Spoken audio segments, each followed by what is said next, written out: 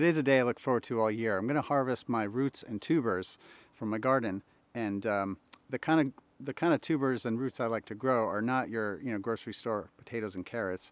I grow stuff that you can't buy at the store, like Yacon and Oka and Mashua and Sunchokes, although I have seen Sunchokes at the store. Also Chufa nut and air potato. Usually around this time of year we'd have a frost and it would kill the plants back, and that's when you'd know it's time to harvest them. But as you can see from the Mashua here, it's green and still growing. So it's been a pretty mild winter, but that's okay. I'm sure they'll be fine. If I don't harvest them soon, in a month or two, they're going to start sprouting and it'll be too late. So I'm going to get going on the sunchokes.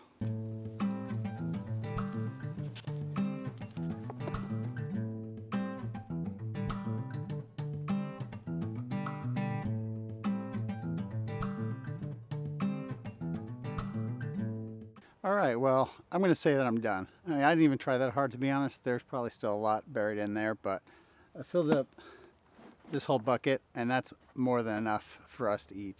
The cool thing about this plant is it'll come back on its own. Even if you think you've harvested all of it, there's always some more, because, you're going to have some big ones like this.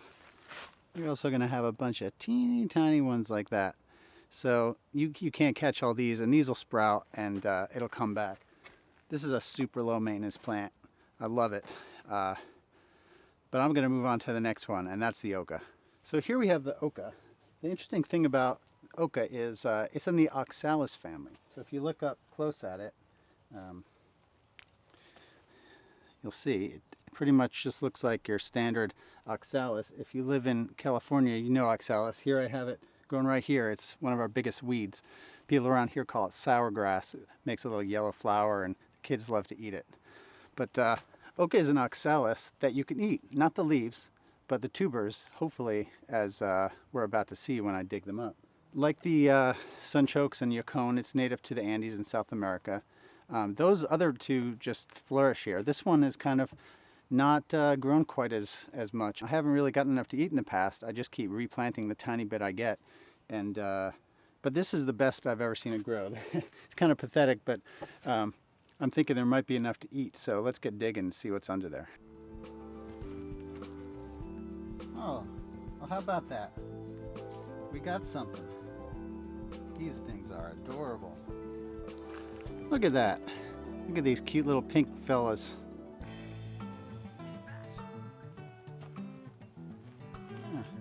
Got myself a couple of handfuls, a couple of handfuls of Oka. Okay, so let's move on to the Chufa nut, also known by its marketing name, the tiger nut.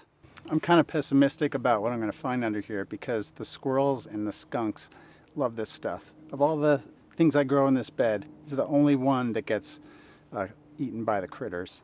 In fact, you can see right here, all these crumbs here are probably a squirrel or something was down here digging them up and eating them and leaving some crumbs for me. So we'll see what they left for me. I'm going to dig in. Okay, I found one. They can be a little hard to see when they're covered in mud, but this is what one looks like. Let me go rinse it off for you. All right, here we go. That is a Chufa nut.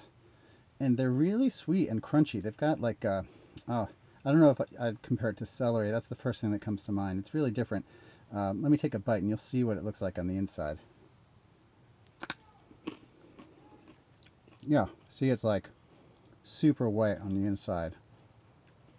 And really delicious. Fibrous, definitely fibrous, but so sweet. A great snack. And they sell these, you go on Amazon and Google tiger nuts, you'll find they sell them dried. They're good dried, but I like them fresh, to be honest with you. They're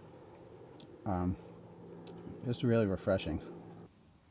The Chufa is a little tedious because they're so tiny and they almost look like pebbles when they're muddy, so I'm going to take a break from that one and move on down the line to this one. Mashua, another one from the Andes, like the potato and the sunchoke and most of the stuff in this bed. So what's Mashua? If you're a gardener, you're probably going to recognize this leaf. It's a nasturtium. It's a nasturtium that makes a tuber. How about that? And the tubers look like little white worms. You'll see them in a second. Actually big, big worms. And they're super peppery.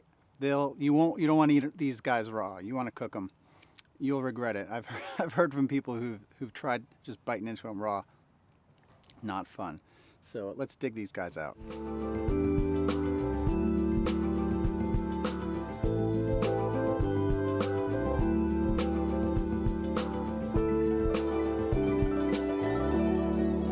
Right next to the Mashua, we've got a plant with a lot of different names. It's a yam. It's a true yam, unlike the things they sell at the store that are actually sweet potatoes. These are a member of the Dioscorea family. Some of the names I've heard are air potato or cinnamon vine. The vine has died back, but it actually, when it's flowering in the summertime, it really does give off a cinnamon aroma. The cool thing about this vine, and the reason they call it air potato, is it's got an underground root, but in addition to the root, you have these little tiny things on the vine they call air potatoes. There we go.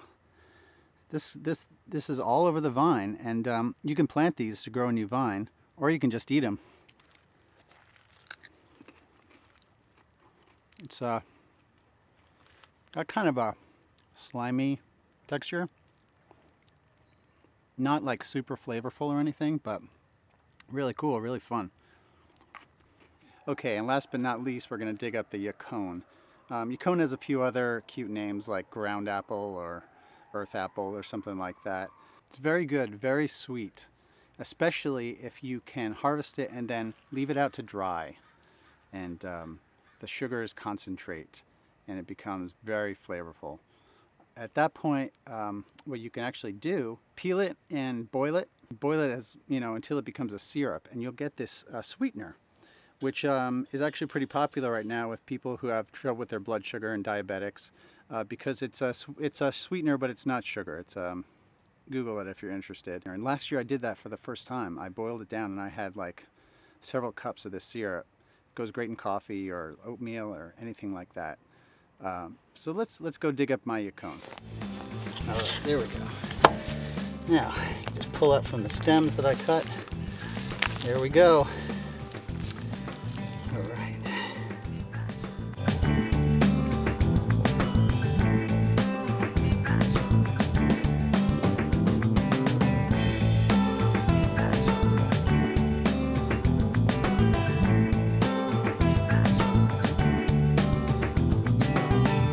What you want to do at this point is don't wash them off, okay? Leave them dirty. They need to cure. What happens when they cure outside, just leave them, just plop them right back down on top of the soil or put them in a bucket, but don't wash them. If they sit out, what will happen is the skin will sort of become impervious, so that you can store it for a while if that's what you want to do. But even if you don't want to store it for a while, it sweetens up when it's been sitting outside for a while. They'll be a lot tastier in like a month, something like that, if you can wait that long. I'm going to wash this one off and show you what they look like when you eat them. Okay, I rinsed it off, and it looks pretty much like a sweet potato, but it's kind of like translucent in a way. You know what I mean? It's like almost glowing. And it's steamy out here because it's kind of cold. But I'm just going to take a bite. Normally I would recommend peeling the skin. You can eat it, but it's a little bitter. See, it's very watery. Very crispy. A little bitter because I ate the skin. Really like it. Okay, so that's it. Sunchoke, Chufa, Oka, air potato, Mashua, and Yacon.